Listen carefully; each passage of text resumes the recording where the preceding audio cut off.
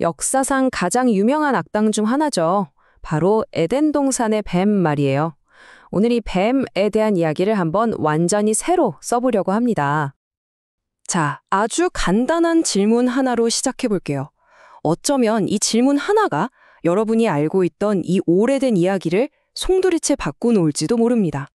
우리가 아는 성경 구절을 보면 뱀은 그냥 주 하나님이 만드신 들짐승 가운데서 가장 간교했다.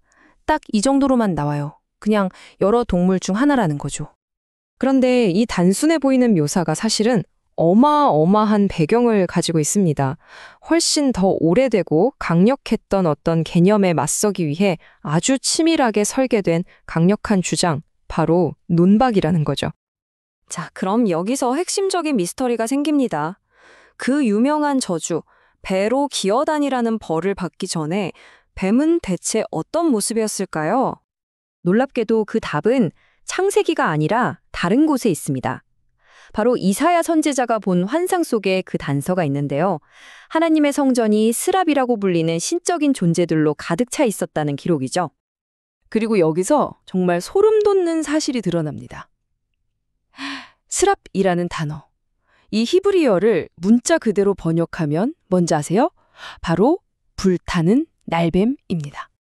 그러니까 이걸 종합해보면 에덴 동산의 그 뱀은 원래 우리가 생각하는 그런 꾸물거리는 파충류가 아니었다는 거죠.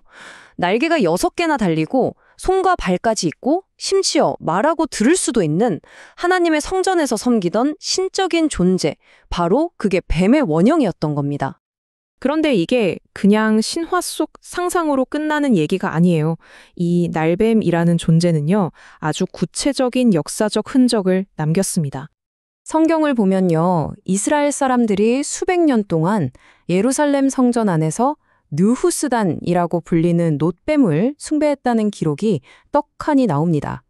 그러다가 히스기야라는 왕이 이걸 부숴버리죠. 자, 여기서 하나의 흐름이 보이죠. 성경의 저자들은 이 뱀 숭배를 아주 체계적으로, 단계적으로 무너뜨립니다. 첫째, 모세 이야기로 뱀은 신이 아니라 그냥 도구다라고 의미를 바꾸고요. 둘째, 히스기야 왕이 실제로 그 우상을 부숴버리죠. 그리고 마지막 쐐기를 박는 게 바로 창세기입니다. 아예 그 기원 자체를 다시 써서 신적인 존재에서 저주받은 동물로 격화시켜버린 거예요. 그러니까 핵심은 이겁니다. 창세기의 뱀 이야기는 그냥 옛날 이야기가 아니라 당시에 존재했던 아주 강력한 경쟁 신화를 하나하나 조목조목 반박하고 격파하기 위해 쓰인 일종의 신학적 전투 선언문 같은 거라는 거죠. 이걸 보면 그 역전이 얼마나 완벽한지 알 수 있어요. 고대 길가메시 서사시 같은 데에서는 뱀이 불멸의 식물을 훔쳐서 영생을 얻는 존재로 나오거든요. 그런데 창세기에서는 정반대입니다.